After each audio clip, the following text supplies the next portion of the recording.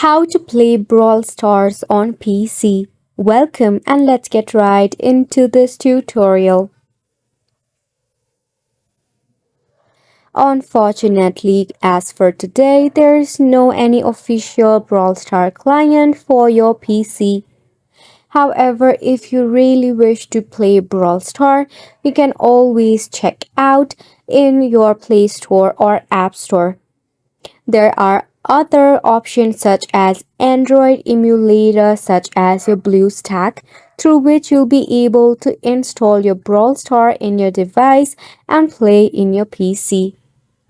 While you are choosing an emulator, use BlueStack, LD Player, Nox Player and Mimu. Those are the best emulator out there which will help you to download the Brawl Star in your PC and you can just sign in into your account and play along in it.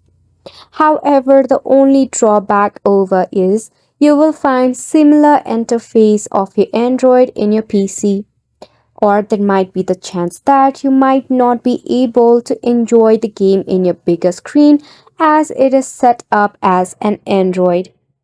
We hope that you found this video informative and helpful to you, and thank you so much for tuning in.